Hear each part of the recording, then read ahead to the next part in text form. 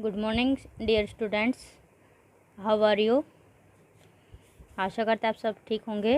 बेटा आज हम करेंगे हमारा 10वां पाठ है कृषकः कर्मवीरः, किसान की कर्मवीरता। इसमें बेटा हम किसान के बारे में पढ़ेंगे क्योंकि आप सब जानते हुए किसान कितना मेहनती है, जो हमारे पूरे संसार का पालन पोषण करता है। उसी से रिलेटेड हमारा ये लेसन है। इसमें उसके परिश्रम का विवरण किया गया है, उसी के बारे में बताया गया है।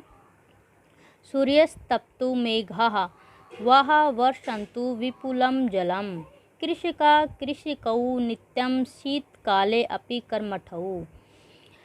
बेटे जी मैं एक वर्ड का मीनिंग बताऊंगी, आप साथ ही साथ उसकी व्याख्या बनाने की कोशिश करें ताकि आपको जल्दी समझ में आए। सूर्यस्तप्तु, सूर्य तपता रहे। मेघाः वा, या मेघा बादल। वर्षन्तु बरसते रहे। विपुलम जलम अत्यधिक जल, अधिक जल। सूर्य तपता रहे या बादल अधिक जल बरसाते रहें। कृषका कृषको, किसान और किसान की पत्नी। नित्यम हमेशा। शीतकाले अपि, सर्दी के ऋतु में भी अथवा ठंड में भी। कर्मठौ, काम करते रहते हैं।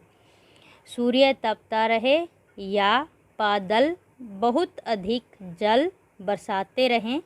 किसान और किसान की पत्नी हमेशा ठंड में भी कर्मठौ, काम करते रहते हैं।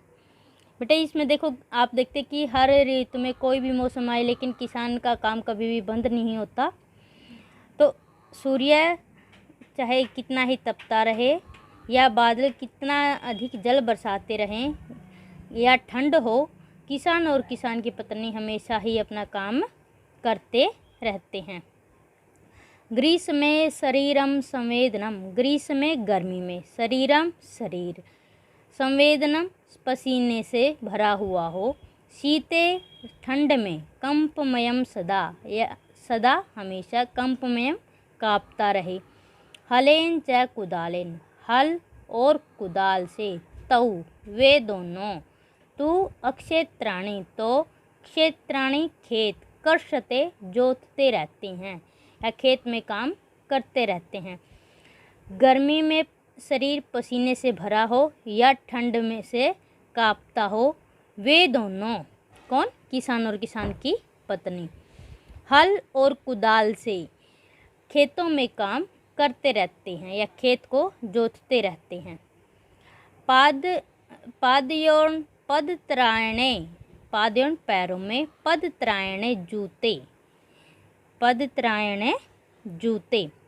शरीर पादयोर न, ये बेटा इसमें देखो न इसका नहीं के लिए है। शरीरे वसानी नो, शरीरे शरीर पर। वसानी कपड़े, नो नहीं है।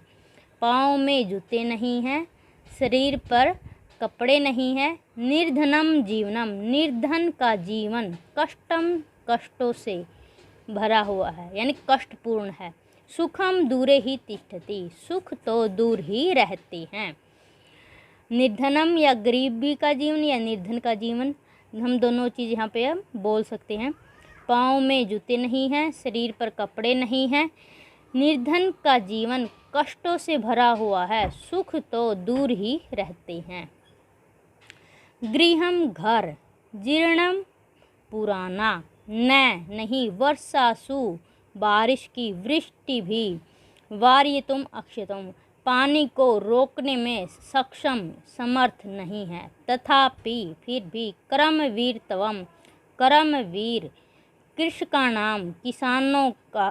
कर्मवीरता किसानों, कृषकाणाम किसानों की। न नहीं। नश्यति नष्ट होती। फिर भी किसानों की कर्मवीरता नष्ट नहीं होती। घर पुराना है, वर्षा के पानी को रोकने में भी समर्थ नहीं है, सक्षम नहीं है। फिर भी किसानों की कर्मवीरता नष्ट नहीं होती। बेटा अगर हम हिंदी पाठ की करते व्याख्या करते हैं तो वो सीधा सीधा हो जाता है, लेकिन जब हम श्लोक की व्याख्या करते हैं तो हमें वर्ड मीनिंग के अकॉर्डिंग उसको सीधा करना होता है।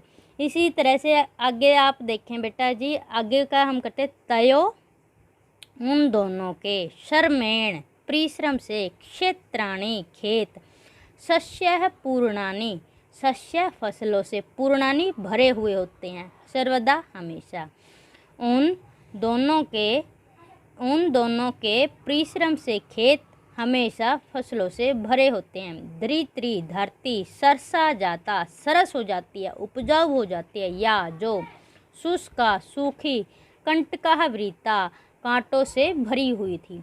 यानी उन दोनों के परिश्रम से जो धरती सूखी हुई कांटों से भरी हुई थी वो भी सरस हो जाती है, वो भी उपजाऊ हो जाती है। तयो श्रमेण उन दोनों के परिश्रम से खेत हमेशा फसलों से भरे रहते हैं। धरती सूखे कांटों से भरी हुई धरती भी सरस हो जाती है, उपजाऊ हो जाती है। अर्थात किसान इतना मेहनती है कि वो बंजर धरती में भी फसल उपजा लेता है। ठीक है, आगे है बेटा शाकम अन्नम। बेटा ये डबल न होता है ऐसे, ठीक है, लेकिन आप कई बार इसको त्रय पढ़ते हैं, लेकिन ये न है। शाक अन्नम फलम दुग्धम दत्वा सर्वेभ्य एव तौ। शाक सब्जी, अन्न अनाज, फल दूध, दत्वा देकर, सर्वेभ्यो उन दोनों को, ही सर्वेभ्य ही सभी को ही, तौ वे दोनों, क्षुधा तृषा कुलो क्षुधा भूख तृषा प्यास से व्याकुल रहते हैं। नित्यम हमेशा, विचित्रो अनोखे, जन पालक है, जन के पालक हैं या जग के पालक हैं। भी किसान देखो सारी चीज़ें, अब कोई भी सब्जी है, फल है, अन्न है, अनाज है, सब कौन उपजाता है? किसान ही उपजाता है और वो सभी को दे देता है।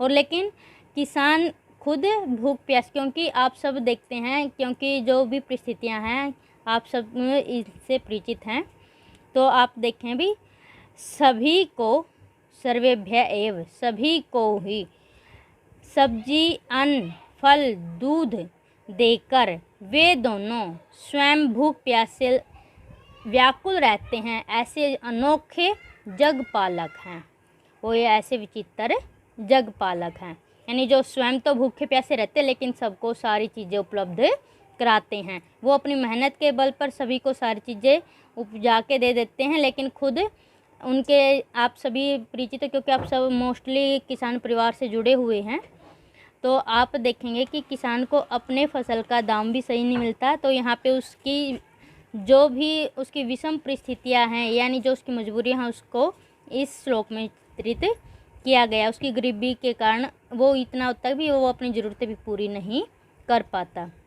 भाई सभी को, तो किसान सभी को सब्जी अन्न फल दूध देता है और स्वयं हमेशा भूख प्यास से व्याकुल रहता है। ऐसे अनोखे जग पालक हैं किसान, ऐसे अनोखे जग पालक हैं।